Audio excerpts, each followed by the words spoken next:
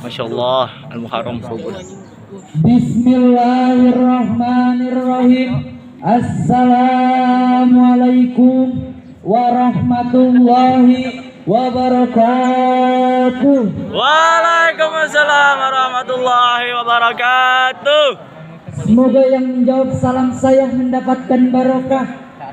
Amin. Ke Mekah dan Madinah. Amin. Telah mengelilingi Ka'bah. Amin. Sa'i dari Bukit Sofah ke Marwah. Amin. Berhenti ke Jeddah membeli baju yang mewah seperti punya saya. Amin. Pulang-pulang dapat jodoh anak palura. Amin. 1 minggu kenal nikah, 1 bulan punya anak yang insya Allah barokah.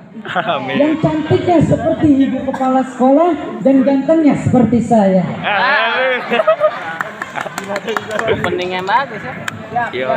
Pertama-tama yang diutamakan oleh para alim ulama dan yang lebih utama daripada malam pertama, marilah sama-sama kita panjatkan puja beserta puji syukur kita atas kehadirat Allah Subhanahu wa taala yang telah memberikan kita beribu-ribu macam nikmat, yang diantaranya adalah nikmat iman, nikmat Islam, serta nikmat sehat walafiat.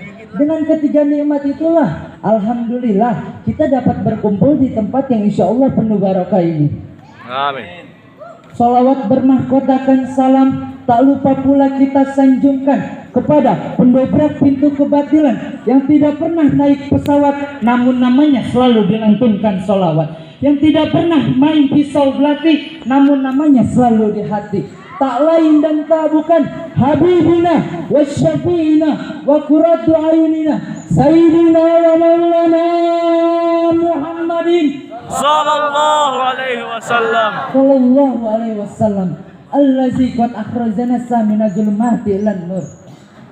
Yang terhormat selaku Kepala Sekolah SMA N1 Parung Ibu Haja Melwinda Fitri SPD MPD, yang saya hormati selaku juri perlombaan dan yang saya hormati Dewan Guru serta staf-stafnya sekalian, yang tidak dapat saya sebutkan namanya satu persatu, namun insya Allah tidak mengurangi rasa hormat dan tajim saya kepada beliau semua. Berdirinya saya di sini bukan untuk berekspektasi, karena tingginya ekspektasi dapat membuat sakit hati, apalagi terhadap wanita yang tidak tahu diri.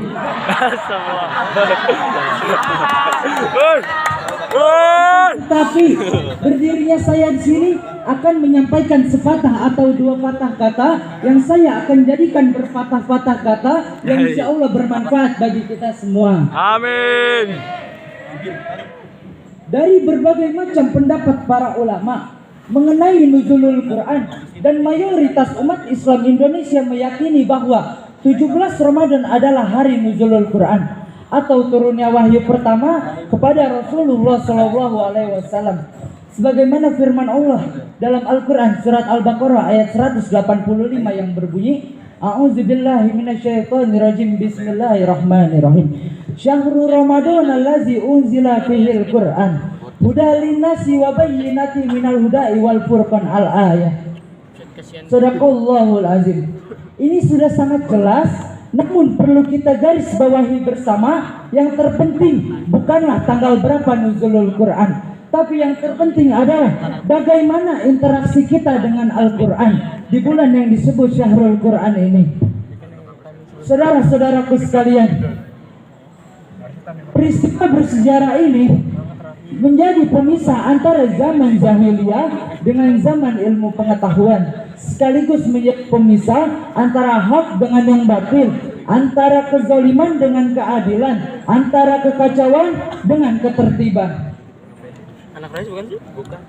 Oleh karena itu, ada wahyu pertama yang diturunkan oleh Allah Subhanahu wa taala kepada Rasulullah sallallahu alaihi wasallam pada surat Al-A'la ayat 1 sampai 5 yang berbunyi, A'udzubillahi minasyaitonirrajim, bismillahirrahmanirrahim.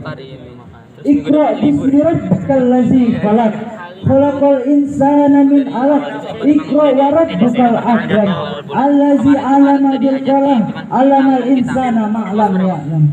Shadaqallahul azim. Wahyu pertama ini diturunkan di tempat yang suci dan sepi, yaitu pada Gua Hiro, yang sekarang berganti nama menjadi Jabal Nur. Jabal yang berarti gunung dan Nur yang berarti cahaya. Dapat kita simpulkan bahwa Jabal Nur adalah gunung yang bercahaya.